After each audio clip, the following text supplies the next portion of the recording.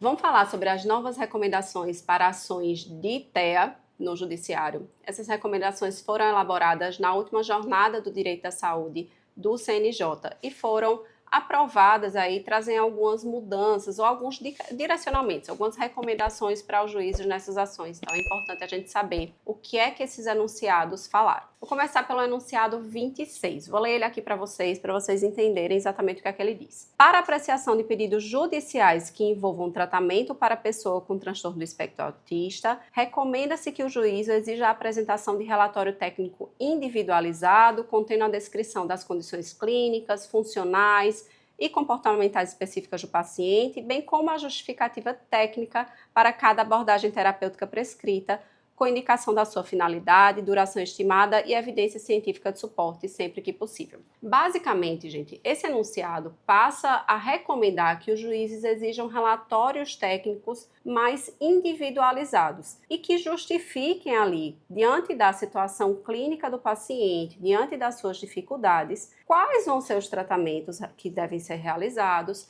e quais as abordagens recomendadas com a respectiva evidência clínica, evidência científica. E aí você pensa, isso é bom ou isso é ruim? Para fins de processo judicial, é uma recomendação que faz sentido, né? Afinal de contas, o juiz não tem ali capacidade técnica para dizer qual é o tratamento adequado, se tem ou não evidência científica, nem tem tempo para ficar procurando isso. Só que quando a gente vai para a realidade desses processos, a gente tem uma situação muito difícil, principalmente para pacientes que têm menos acesso à informação. Pacientes do SUS, por exemplo, vão ter uma dificuldade imensa de cumprir essa recomendação, porque os médicos nem sempre elaboram os laudos de acordo com o que deveria ser para o judiciário. Às vezes o médico não coloca nem o CID da doença no laudo médico. Eu acho isso de um absurdo sem tamanho. Mas é muito comum a gente ver laudos insuficientes. E eu já tive situações em que o laudo médico estava insuficiente, o laudo médico tinha ali, inclusive,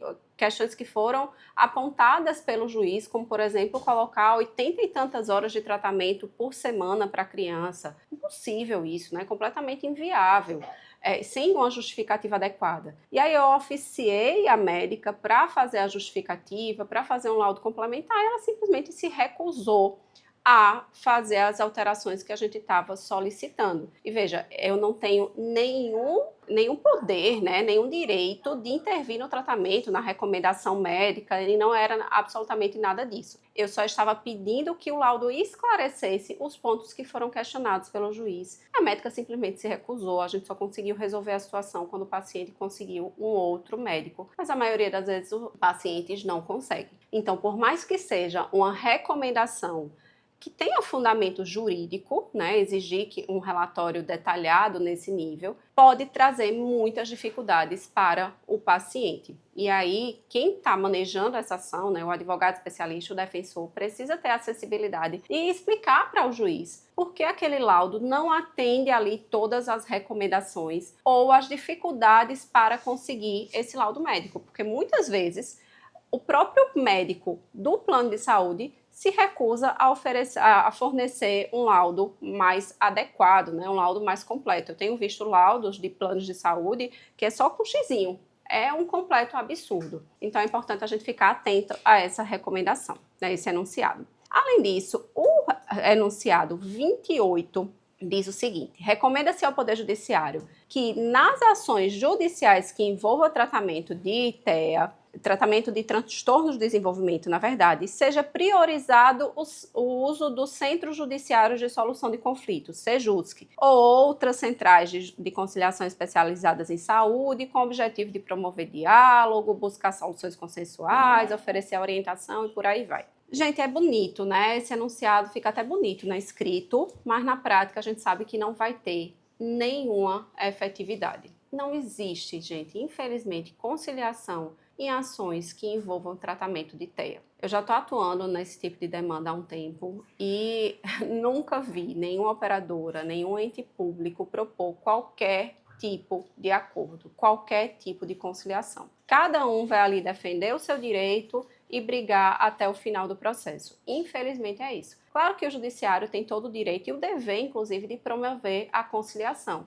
Mas o fato é, Se os juízes passarem a marcar audiência, a enviar os processos para o Sejusc para fazer audiência de conciliação, o que vai acontecer é simplesmente que esses processos vão ficar travados e vão atolar ainda mais o judiciário. Porque vão, do mesmo jeito que eles vão para o Sejusc, do mesmo jeito que eles vão para as câmaras de conciliação, eles vão voltar sem nenhum tipo de acordo. Então, é preciso, antes, que haja uma política que estimule a realização de acordos, né, a promoção de acordos pelas operadoras e pelos entes públicos. Porque o usuário ele já está enfrentando uma batalha em relação à saúde dele. Tenha certeza que o usuário não está litigando ali para conseguir o tratamento de saúde porque ele quer, porque ele acha legal, não. É mais uma dor de cabeça, é mais um problema para um paciente com TEA enfrentar, para a família enfrentar. Então não é esse o objetivo da família, mas é o único caminho que a família tem conseguido, as famílias de pacientes TEA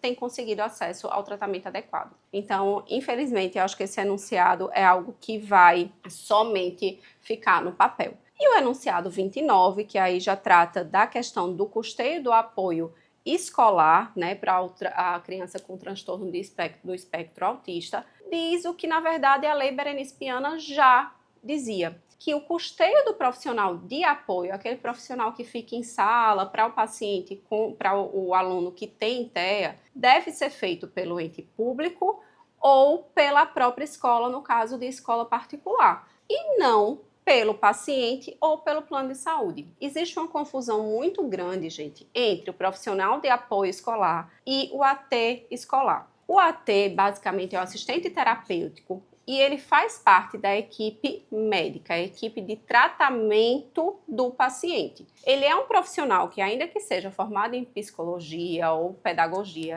ele vai acompanhar a criança fora do ambiente terapêutico, fora da clínica, para que ela consiga desenvolver as habilidades dela em outro ambiente. Quando a gente fala em tratamento ABA, ele basicamente tem por objetivo estimular, né, ensinar quais são os comportamentos adequados, quais são as habilidades esperadas para uma criança, para um adulto com transtorno do espectro autista. Se você faz isso apenas em um ambiente clínico controlado, quando essa criança que é neurodivergente é colocada em um ambiente escolar, em um ambiente doméstico, sem o estímulo adequado, ela não vai saber como responder. E aí, por isso que o assistente terapêutico deve ser custeado pelo plano de saúde, ainda que ele faça um trabalho, ele exerça ali esse trabalho no ambiente escolar ou domiciliar. O profissional de apoio escolar já é outra figura, é uma figura que deve ser custeada pelo ente público, pela escola,